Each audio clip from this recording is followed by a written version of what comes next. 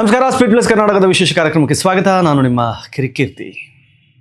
ಈ ಸೋಷಿಯಲ್ ಮೀಡಿಯಾದಲ್ಲಿ ನಮ್ಮ ದೇಶದಲ್ಲಿದ್ದುಕೊಂಡೇ ನಮ್ಮೊಳಗೆ ಇದ್ದುಕೊಂಡು ರಾಜಕೀಯ ಕಾರಣಗಳಿಗೆ ಭಾರತವನ್ನು ದ್ವೇಷಿಸುವವರ ಸಂಖ್ಯೆ ಸಿಕ್ಕಾಬಿಟ್ಟೆ ಜಾಸ್ತಿ ಆಗ್ತಾ ಇದೆ. ಹೆಂಗಾದ್ರೂ ಮಾಡಿ ದೇಶ ಮುಳುಗಬೇಕು, ಅದನ್ನು ಮೋದಿ ತಲೆ ಕಟ್ಟಬೇಕು, ಇಷ್ಟೇ. ದೇಶ ನಾಶ ಆಗಬೇಕು, ಅದನ್ನು ಮೋದಿ ತಲೆ ಕಟ್ಟಬೇಕು, ಇಷ್ಟೇ ತಲೆಯಲ್ಲಿರೋದು. ಹೆಂಗಿದೆ ಮೈಂಡ್ಸೆಟ್ ಅಂದರೆ, ಮೊದಲು ಅಮೆರಿಕದ ಅಧ್ಯಕ್ಷ ಟ್ರಂಪು ನಾನು ಮಧ್ಯಸ್ಥಿಕೆ ವಹಿಸಿ ಸೀಸ್ ಫೈರ್ಗೆ ರಿಕ್ವೆಸ್ಟ್ ಮಾಡಿದ್ದೀನಿ, ಒಪ್ಕೊಂಡಿದ್ದಾರೆ ಅಂತ ಹಾಕಿದ ತಕ್ಷಣ ಎಲ್ಲರೂ ಏನು ಹೇಳಿದ್ರು ಅಂದರೆ, ಅದು ಎಲ್ಲರೂ ಅಲ್ಲ, ಒಂದು ವರ್ಗ ಅಮೆರಿಕದ ಮಾತನ್ನು ಯಾಕೆ ಕೇಳಬೇಕು, ಅಮೆರಿಕ ಹೇಳಿದ್ದನ್ನು ನಾವು ಯಾಕೆ ಕೇಳಬೇಕು, ಇವರಿಗೇನು ತಾಕತ್ತಿಲ್ವಾ, ನಮಗೇನು ಶಕ್ತಿ ಇಲ್ವಾ, ಹಂಗೆ ಹಿಂಗೆ ಅಂತೆಲ್ಲ ಓ ಬೊಬ್ಬೆ. ನಿನ್ನೆ ಟ್ರಂಪ್ ಹೇಳಿದ್ರು, ನಾನು ಮಧ್ಯಸ್ಥಿಕೆ ಅಂತ ವಹಿಸಿಲ್ಲ, ಸಹಾಯ ಮಾಡಿದ್ದೀನಿ ಅಷ್ಟೇ ಸೀಸ್ ಫೈರ್ಗೆ ಅವ್ರಿಗೆ ಅಂತ.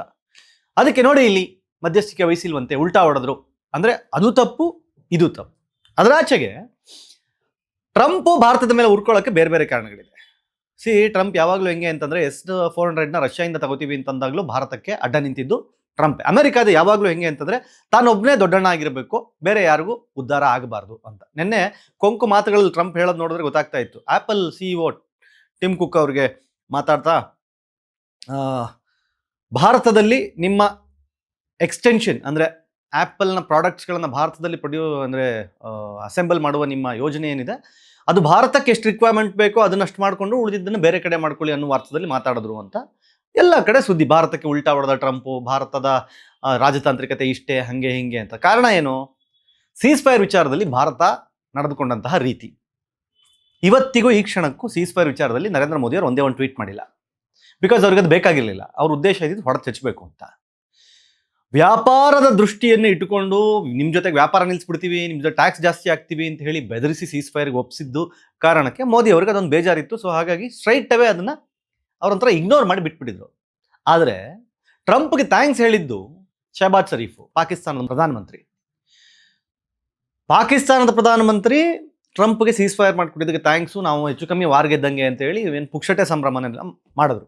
ಅಲ್ಲಿಗೆ ಭಾರತ ಸೀಸ್ ಫೈರ್ನ ಕೇಳ್ಕೊಂಡಿರಲಿಲ್ಲ ಅಂತ ಗೊತ್ತಾಯಿತು. ಆದರೆ ಅಮೆರಿಕದ ಮಾತನ್ನು ಯಾಕೆ ಕೇಳಬೇಕು ಅಂತಂದ್ರೆ, ನಾವು ಆರಂಭದಲ್ಲಿ ಹಿಂಗೆ ಯೋಚನೆ ಮಾಡೋದು, ನಾವೇ ಶಕ್ತಿಶಾಲಿ ಹಂಗೆ ಹಿಂಗೆ ಅಂತ ಅಂದ್ರೂ ಸಹಿತ ಇಂಪೋರ್ಟ್ ಎಕ್ಸ್ಪೋರ್ಟ್ ವಿಚಾರದಲ್ಲಿ ಅಮೆರಿಕ ಮತ್ತು ಅಮೆರಿಕದ ಮಿತ್ರ ರಾಷ್ಟ್ರಗಳ ಜೊತೆಗಿನ ಸಂಬಂಧ ಹಾಳಾಗಬಹುದು ಅನ್ನುವ ಕಾರಣಕ್ಕೆ ಮೋದಿ ಆಯಿತು ಇರಲಿ ಅಂತ ಒಪ್ಕೊಂಡಿರ್ಬೋದು, ಅಥವಾ ಮೋದಿಯವ್ರ ಸರ್ಕಾರ, ಭಾರತ ಸರ್ಕಾರ ಒಪ್ಕೊಂಡಿರ್ಬೋದು.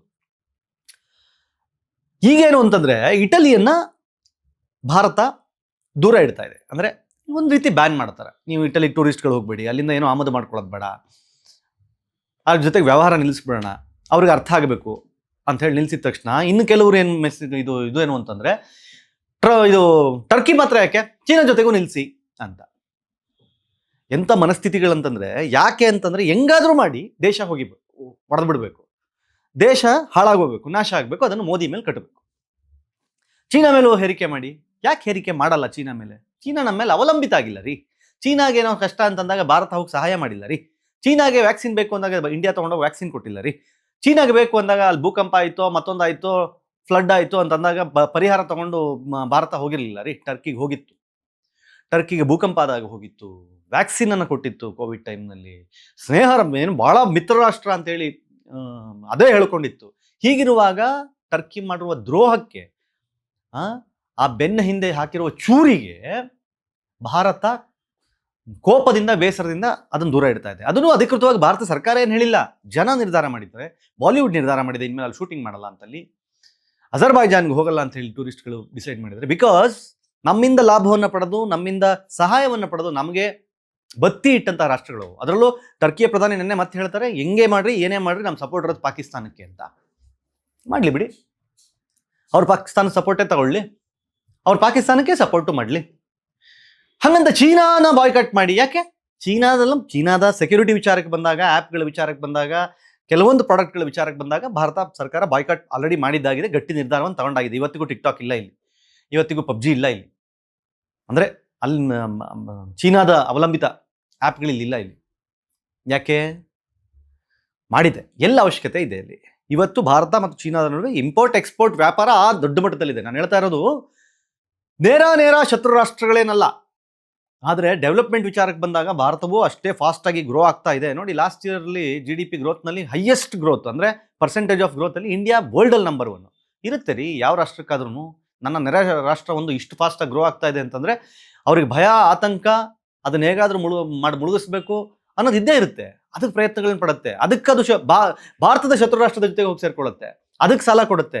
ಅಲ್ಲಿ ಹೋಗಿ ತನ್ನ ನೆಲೆ ಕಂಡ್ಕೊಳ್ಳೋಕೆ ಪ್ರಯತ್ನ ಪಡುತ್ತೆ. ಅದನ್ನೆಲ್ಲ ಅರ್ಥ ಮಾಡ್ಕೊಳ್ಳೋದನ್ನ ಈ ದೇಶದಲ್ಲಿರೋರು ಹೇಳ್ತಾರೆ, ಚೀನಾ ಮೇಲೆ ಮಾಡಿ, ಅಮೆರಿಕ ಮೇಲೆ ಮಾಡಿ.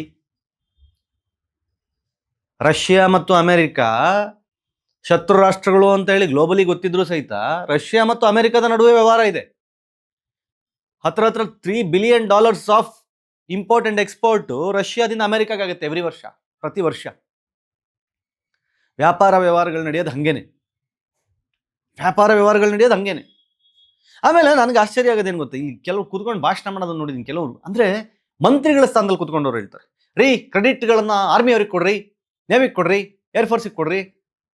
ಪ್ರತಿದಿನದ ಅಪ್ಡೇಟ್ ಅಂತ ಬಂದ್ಬಿಟ್ಟು ಏನು ನರೇಂದ್ರ ಮೋದಿ ಅವ್ರು ಕೂತ್ಕೊಂಡು ಹೇಳ್ತಾ ಇದ್ರು. ಹೋಗ್ಲಿ ರಕ್ಷಣಾ ಸಚಿವರು ಹೇಳಿದ್ರ, ಹೋಗ್ಲಿ ವಿದೇಶಾಂಗ ಸಚಿವರು ಹೇಳಿದ್ರ ಬಂದು. ಇಬ್ರು ಹೆಣ್ಮಕ್ಳು ಜೊತೆಲಿ ಸೆಕ್ರೆಟರಿ, 3 ಜನ ಕೂತ್ಕೊಂಡು ತಾನೇ ಹೇಳ್ತಾ ಇದ್ರು. ಅದು ಆರ್ಮಿ ನೇವಿಗೆ ಸಂಬಂಧಪಟ್ಟವ್ರು ತಾನೆ. ಎಲ್ಲಿ ತಗೊಂಡ್ರು ಕ್ರೆಡಿಟ್? ಮೋದಿ ವಿಚಾರಕ್ಕೆ ಬಂದಾಗ ಕ್ರೆಡಿಟ್ ಕೊಡ್ಬೇಡ್ರಿ ಮೋದಿಗೆ, ಆರ್ಮಿಗೆ ಕೊಡ್ರಿ. 1971 ಅಂತ ಬಂದ್ರೆ ಇಂದಿರಾ ಗಾಂಧಿ ಕ್ರೆಡಿಟ್ ಕೊಡ್ರಿ, ಆರ್ಮಿ ಏನ್ರಿ ಮಾಡಿತ್ತು? ಏನ್ ಡಬಲ್ ಸ್ಟ್ಯಾಂಡರ್ಡ್ಸ್ ಇರ್ತವೆ ಅಂತ. 1971 ಬಂದಾಗ ಇಂದಿರಾ ಗಾಂಧಿ ಕೊಡಿ ಕ್ರೆಡಿಟ್, ಆರ್ಮಿದೇನಿಲ್ಲ. ಅಲ್ಲಿ 93,000 ಜನರನ್ನ ನೀ ಡೌನ್ ಮಾಡಿಸಿ ಕೂರಿಸಿದ್ರು. ಅಲ್ಲಿ ಆರ್ಮಿದೇನಿಲ್ಲ, ಅಲ್ಲಿ ಇಂದಿರಾ ಗಾಂಧಿ ಅವ್ರ ತಾಕತ್ತದು.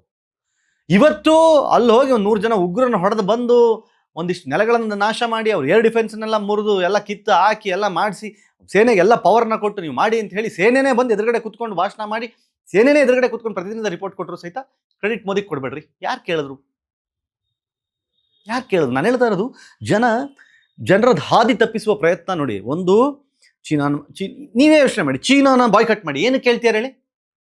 ಚೀನಾ ಮತ್ತು ಭಾರತದ ನಡುವೆ ಫಾರ್ಮಸಿಗೆ ಸಂಬಂಧಪಟ್ಟ ಹಾಗೆ, ಟೆಕ್ನಾಲಜಿಗೆ ಸಂಬಂಧಪಟ್ಟ ಹಾಗೆ ಸಾಕಷ್ಟು ಇಂಪಾರ್ಟೆಂಟ್ ಎಕ್ಸ್ಪೋರ್ಟ್ಸ್ ನಡೆಯುತ್ತೆ. ಅದೆಲ್ಲಾದ್ರೂ ಕಟ್ಟಾಗ್ಬಿಟ್ರೆ ಭಾರತದ ಆರ್ಥಿಕತೆ ಹೊಡೆತ ಬೀಳುತ್ತೆ. ಭಾರತದ ಆರ್ಥಿಕತೆಗೆ ಹೊಡೆತ ಬಿಟ್ರೆ ನಮ್ಮ GDP ಡೌನ್ ಆಗುತ್ತೆ. GDP ಡೌನ್ ಆದರೆ ಇಲ್ಲಿ ಕೆಲಸ ಕಮ್ಮಿ ಆಗುತ್ತೆ, ನಿರುದ್ಯೋಗ ಜಾಸ್ತಿ ಆಗುತ್ತೆ, ಬಡತನ ಜಾಸ್ತಿ ಆಗುತ್ತೆ. ಅವಾಗ ಏನು ಮಾಡ್ಬೋದು? ನೋಡಿ, ಮೋದಿಯಿಂದ ಹಿಂಗೆಲ್ಲ ಆಯ್ತು. ಅವತ್ತು ಕೇಳಿದವರು ಯಾರು? ಇವರೇ. POKಗೆ ನುಗ್ಗಿ ಹೊಡೆಯಬೇಕಾಗಿತ್ತು. 1971 93,000 ಜನರನ್ನ ನೀ ಡೌನ್ ಮಾಡಿಸಿ ಕೂರಿಸಿದಾಗ ಅವತ್ತು ಅವಕಾಶ ಇತ್ತಲ್ಲ, ಹೋಗಿ ನುಗ್ಗಿ ಹೊಡೆದ್ಬಿಡತ್ತಾನೆ. 1947ರಲ್ಲಿ ರೆಡಿ ಇದ್ರಲ್ಲ ತಿಮ್ಮಯ್ಯನವರು, ಅವತ್ತು ಬ್ರಿಗೇಡಿಯರು.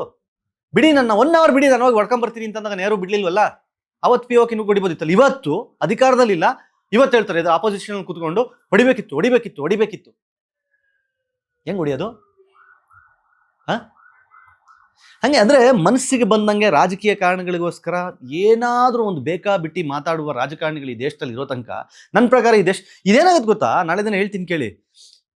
ನಾಳೆ ದಿನ ಯಾವುದಾದ್ರೂ ಒಂದು ಶತ್ರು ರಾಷ್ಟ್ರದ ಉಗ್ರಗಾಮಿಗಳು ಅಥವಾ ಅಲ್ಲಿನ ಸೈನ್ಯನೋ ಬಂದು ಮೋದಿಗೇನೋ ಮಾಡ್ಬಿಡ್ತೀವಿ, ಮೋದಿ ಸರ್ಕಾರಕ್ಕೆ ಏನೋ ಮಾಡ್ಬಿಡ್ತೀವಿ ಅಂತಂದ್ರೆ ನಿಜವಾಗ್ಲೂ ಏನೋ ಅಪೋಸಿಷನ್ ಕೂತ್ಕೊಂಡು ಆಯ್ತು ನಾನು ನಿಮ್ಗೆ ಸಪೋರ್ಟ್ ಮಾಡ್ತೀವಿ ಮಾಡ್ಬಿಡಿ ಅಂತ ಹೇಳ್ತಾರೆ, ಹೇಳಕ್ ಬರಲ್ಲ. ಹಂಗಿದೆ ಪರಿಸ್ಥಿತಿ. ಅಂದ್ರೆ ಆ ತರದ ಹೊಲಸು ರಾಜಕಾರಣವನ್ನು ನೋಡ್ತಾ ಇದೀವಿ ನಾವು ಇವತ್ತು. ಅಂದ್ರೆ ವೈಸ್ ವರ್ಸ, ಅವ್ರ ಅಧಿಕಾರದಲ್ಲಿದ್ದಾಗ ಇವರು ಅಪೋಸಿಷನ್ ಇದ್ದಾಗ ಹಂಗೆ ಮಾಡ್ತಾರೇನೋ.